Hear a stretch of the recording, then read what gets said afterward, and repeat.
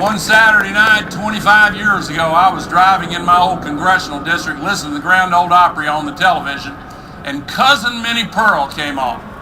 She was the comedian with the hat, still had a price tag on it from Grinder's Switch, and she was a brilliant woman. Sarah Cannon was her real name, a lovely lady. But she told this story I want to share with you. It was about a farmer who got involved in an accident, and he sued for damages, went to court, and the driver of the other vehicle hired a lawyer, and that lawyer cross-examined this farmer. And the lawyer said, "Now, isn't it true that immediately after this accident you said, 'I feel fine'?" And the farmer said, "Well, it's not that simple. You see, I was taking my cow to town in the back of my truck, and this feller came driving across the center line." The lawyer said, "Wait a minute, I object. We don't want to hear a long, involved story, and we're in the middle of a trial here. Just answer the question yes or no. Did you or did you not say, after the accident, 'I feel fine'?" The farmer said, "Well, I was leading up to that. You see, I was taking my cow to town in the back of my truck. This feller came driving across the center line, ran right smack dab into my truck, knocked me out, knocked the cow out. I was on one side, the cow was on the other. Highway patrolman came up and took one look at that cow and said, she is suffering."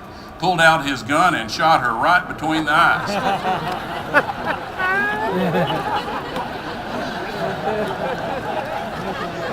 Came around to my side of the truck and said, "How do you feel?"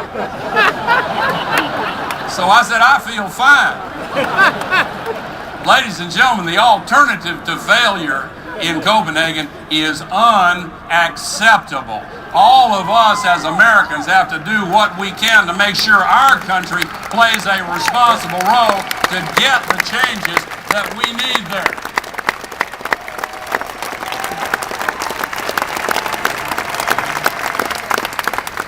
Now, in conclusion, not too many years from now, the next generation will look back on these first years of the 21st century.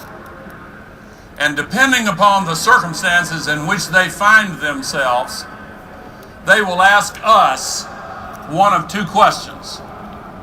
If they live in a world where the North Polar ice cap has gone and isn't coming back, if they have all these terrible things the scientists have told us are going to happen unless we act quickly and boldly, if they see that nothing was done to solve this or avoid it, they would be perfectly justified in looking back at us and asking, "What were you thinking? Didn't you hear the scientists? Were you distracted? Were you watching Dancing with the Stars? Didn't you care?" Or if they look around them and they see a world in renewal with millions of good new jobs held down by men and women with families who are prospering, with green buildings everywhere, with new sources of renewable energy, with a sense of common purpose and hope that innervates them and gives them a sense of good feeling that their prospects are better than ours and their kids will be better than theirs, then they will look back at us and ask, "How did you find the moral courage to rise up and solve a crisis that so many said was impossible to solve?" That's the question I want them to ask. And the answer is one that we have to give with our deeds. And when they ask that question, we'll be able to say the change started in Phoenix, Arizona, with the Greenbuilding Council, with thousands of builders and developers and architects and engineers. Ladies and gentlemen, we've got everything we need. We've got all the tools.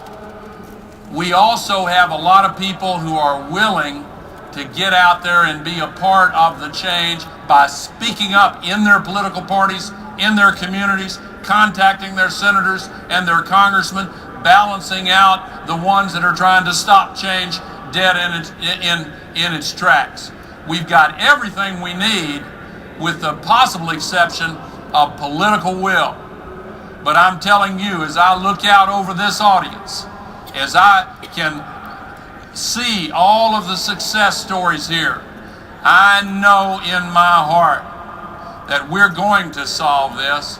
I know because in the United States of America, political will is a renewable resource. Thank you very much, and God bless you for what you're doing.